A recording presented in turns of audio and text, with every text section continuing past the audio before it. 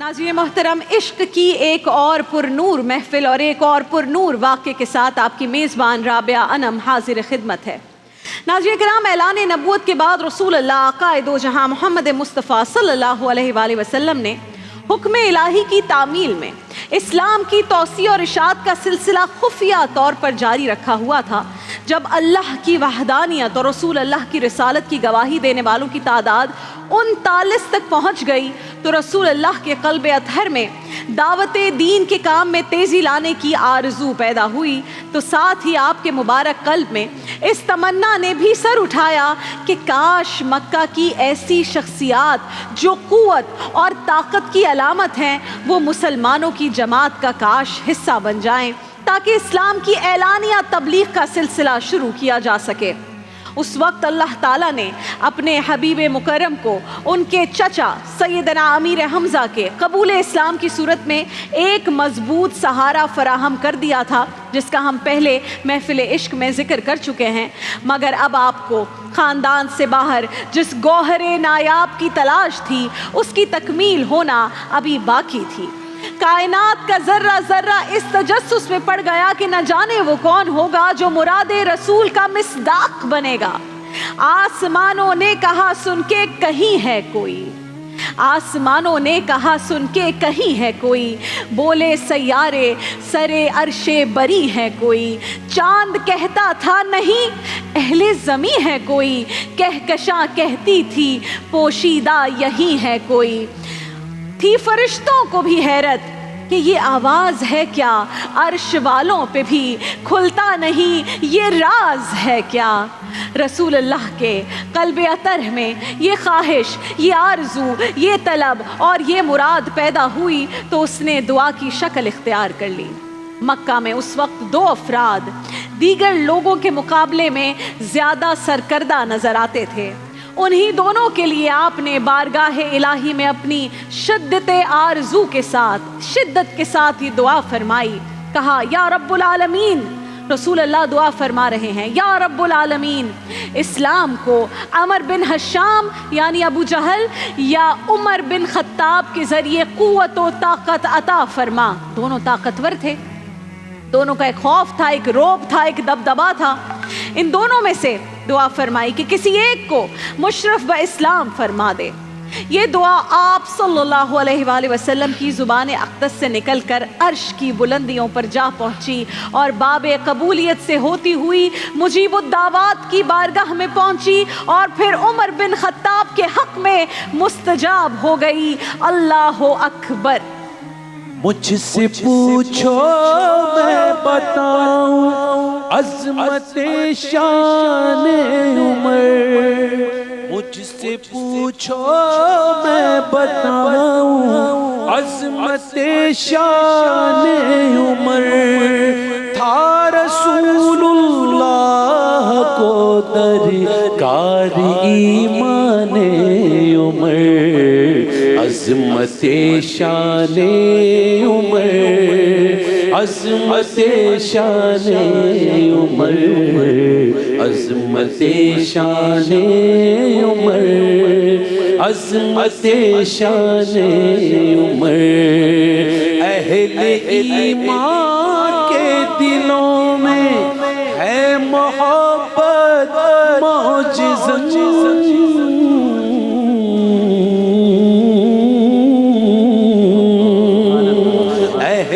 ईमान के दिलों में है मोहब्बत मौजिज़ा।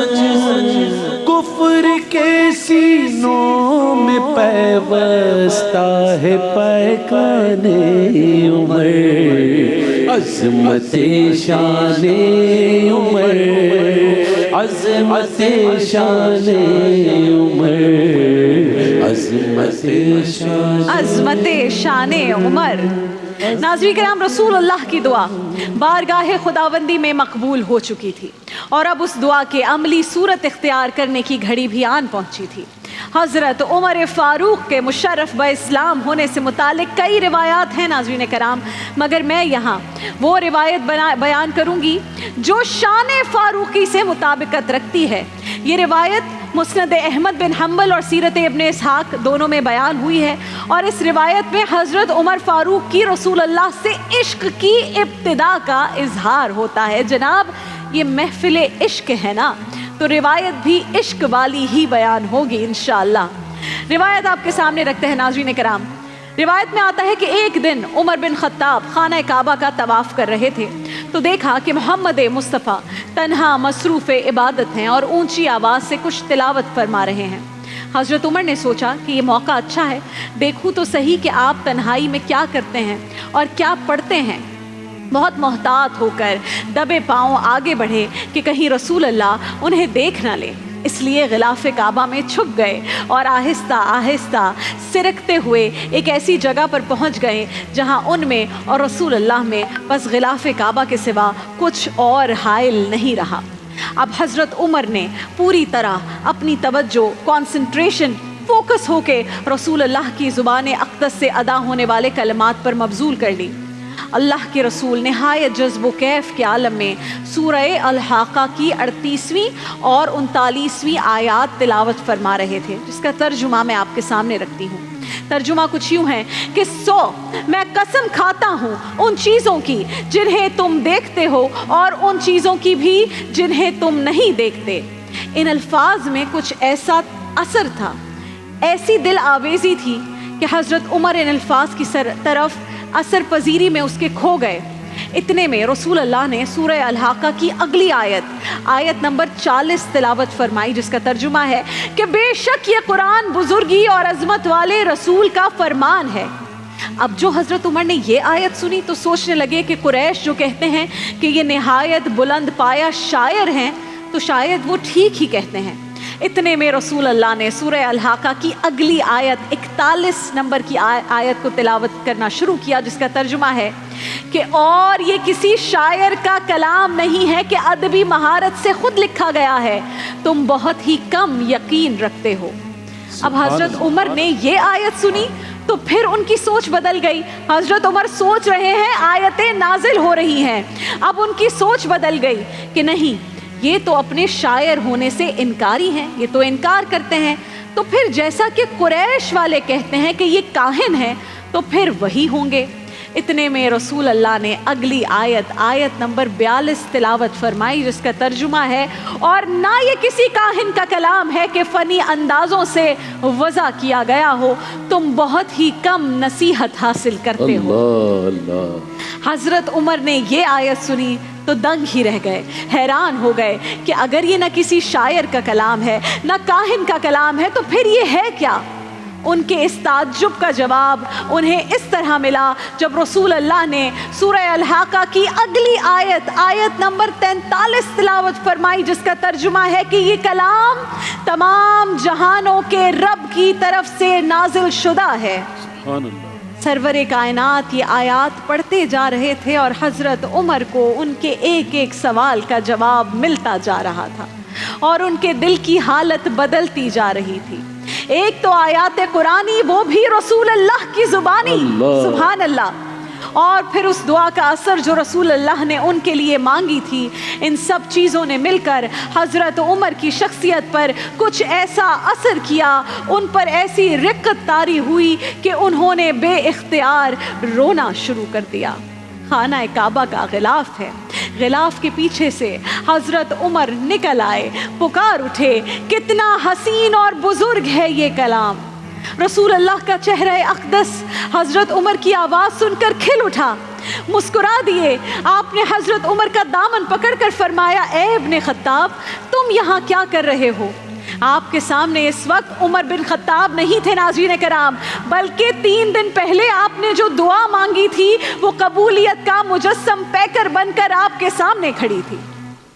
हज़रत उमर ने अर्ज़ किया, या रसूल अल्लाह, मैंने गवाही देने के लिए आया हूँ यहाँ کہ آپ اللہ کے سچے رسول ہیں۔ رسول اللہ کو یہ سن کر اتنی خوشی ہوئی اور آپ نے پہلی مرتبہ، ناظرین کرام روایات میں آتا ہے، پہلی مرتبہ اتنی بلند آواز میں اللہ اکبر کا نعرہ لگایا کہ بیت اللہ کے در و دیوار ہی نہیں، صفا و مروہ کی پہاڑیاں بھی گونج اٹھیں۔ یہ شاید تاریخ اسلام میں پہلا نعرہ تکبیر تھا جو رسول اللہ نے کسی کے اسلام قبول کرنے پر لگایا تھا۔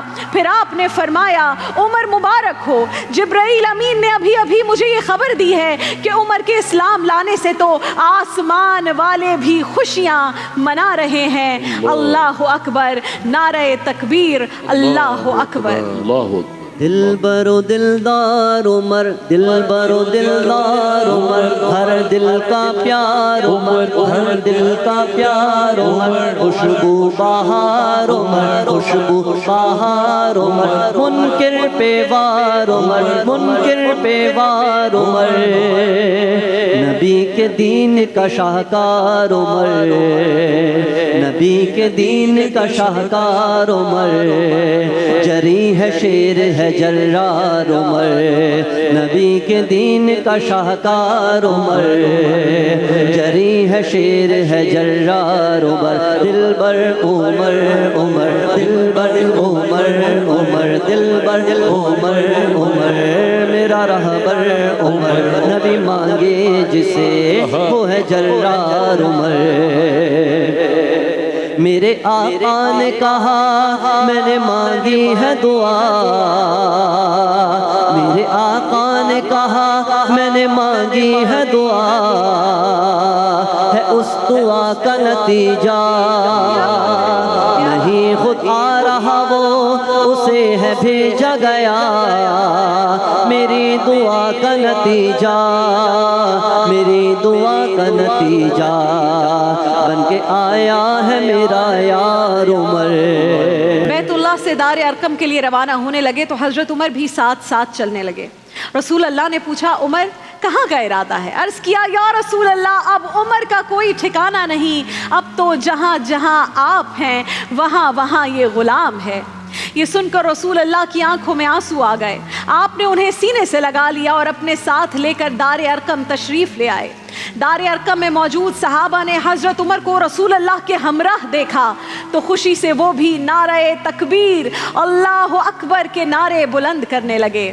ادھر دوسری طرف کفار مکہ پر یہ خبر بجلی بن کر گری کہ عمر مسلمان ہو گئے ہیں، اور وہ مکہ کی گلیوں میں نکل کر افسوس کرنے لگے کہ ہائے آج آدھا مکہ ہم سے چھن گیا۔ دار ارقم پہنچ کر حضرت عمر نے پہلی مرتبہ رسول اللہ کے پیچھے نماز ادا فرمائی۔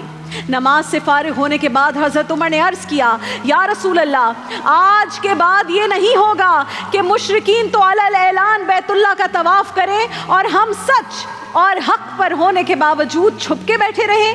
ہم سب ابھی اسی وقت بیت اللہ چلتے ہیں اور میں دیکھتا ہوں کہ آج کون میرے نبی کا راستہ روکتا ہے۔ ناظرین کرام اب غور کیجئے گا، بڑا روح پرور منظر سامنے ہے۔ ایک طرف دعائے رسول حضرت عمر ہیں آگے آگے، اور دوسری طرف اسد اللہ و اسد الرسول حضرت امیر حمزہ ہے ساتھ ساتھ، اور درمیان میں آقائے دو جہاں محمد مصطفیٰ میرے رسول اللہ اور آپ کی قیادت میں صحابہ کا مقدس قافلہ اب بیت اللہ کی جانب رواں دواں ہے۔ آگے حضرت عمر، ساتھ رسول اللہ صلی اللہ علیہ وآلہ وسلم، حضرت عمر شیلڈ کی طرح آگے آگے ہیں۔ کفار مکہ میں خوف ہے، حضرت عمر بآواز بلند یہ اعلان فرما رہے ہیں اے مکہ والوں سن لو، اے مکہ والوں سن لو، آج جس نے اپنی بیوی کو بیوہ کرانا ہو تو عمر کی تلوار کے سامنے آئے، آج کسی کو اگر اپنے بچوں کو یتیم کرانا ہو تو عمر کے سامنے آئے، کسی کے مائی کے لال میں اتنی طاقت ہے جو آج میرے نبی کو روکے۔ حضرت عمر کی آواز سن کر، للکار سن کر کافروں نے اپنے گھروں کے دروازے بند کر لیے۔ پورے شہر مکہ میں گویا کرفیو کا سما ہو گیا ہو۔ مسلمانوں نے پہلی مرتبہ خانہ کعبہ میں نماز با جماعت ادا کی۔ اس دن رسول اللہ نے حضرت عمر کو فاروق کا لقب عطا فرمایا اور کہا کہ یہ وہ فاروق ہے جس کے ذریعے حق اور باطل میں تفریق کی گئی ہے۔ اللہ اکبر، اللہ دعائے مصطفیٰ ہے حضرت عمر، دعائے مصطفیٰ ہے حضرت عمر، خلیفہ دوسرا ہے حضرت عمر، خلیفہ دوسرا ہے حضرت عمر، حق کی ہے تلوار عمر عمر عمر، باطل پہ ہے یلغار عمر عمر عمر، وفا کا علمدار عمر عمر عمر، نبی کا پہرےدار عمر عمر عمر، غرور قیصر و کسریٰ کو مٹی میں ملا ڈالا، غرور قیصر و کسریٰ کو مٹی میں ملا ڈالا، بہادر ہو تو ایسا ہو، بہادر ہو تو ایسا ہو، شجاعت ہو تو ایسی ہو، شجاعت ہو تو ایسی ہو، دعائے مصطفیٰ ہے حضرت عمر، دعائے مصطفیٰ ہے حضرت عمر، خلیفہ دوسرا ہے حضرت عمر، خلیفہ دوسرا ہے حضرت عمر، عمر وہ حکمراں ہے کہ زمانہ اب بھی کہتا ہے، عمر وہ حکمراں ہے کہ زمانہ اب بھی کہتا ہے، جو حاکم ہو تو ایسا ہو، جو حاکم ہو تو ایسا ہو،